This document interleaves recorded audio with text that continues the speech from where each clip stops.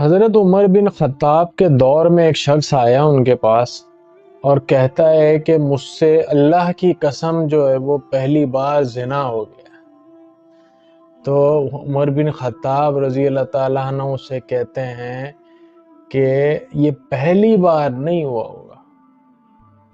تم جھوٹ بولتے ہو، کیونکہ اگر یہ پہلی بار ہوا ہوتا نا تو اللہ تمہیں رسوا نہیں کرتا۔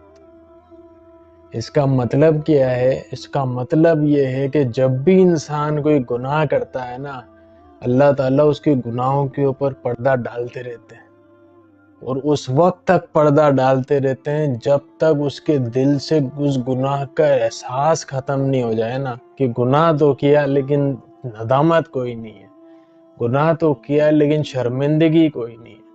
گناہ تو کیا لیکن احساس ہی نہیں ہو رہا کہ مجھ سے گناہ ہو گیا، اللہ کہیں مجھ سے ناراض ہی نہ ہو گیا۔ اللہ تعالیٰ اس کے گناہوں کے اوپر پردہ ڈالتے رہتے ہیں اس وقت تک جب تک احساس باقی ہے انسان کے اندر۔ جب وہ احساس ختم ہو جاتا ہے نا، پھر وہی گناہ جو وہ بغیر احساس کے کرتا ہے اور عادی ہو چکا ہوتا ہے، اس کا دل کالک مل چکی ہوتی ہے، اس کے اوپر دل اس کا سخت ہو چکا ہوتا ہے نا، پھر وہ لوگوں کی نظر میں اسی گناہوں کی وجہ سے رسوا ہونا شروع ہو جاتا ہے، وہی گناہ اس کے لوگوں کے سامنے ایکسپوز ہونا شروع ہو جاتے ہیں،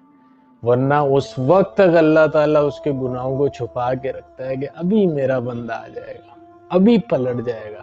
بچا لوں اس کو کسی طریقے سے رسوائی سے۔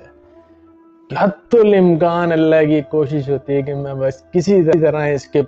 جو عیبوں کو لوگوں سے چھپا لوں، کہیں یہ رسوا نہ ہو جائے میرا بندہ۔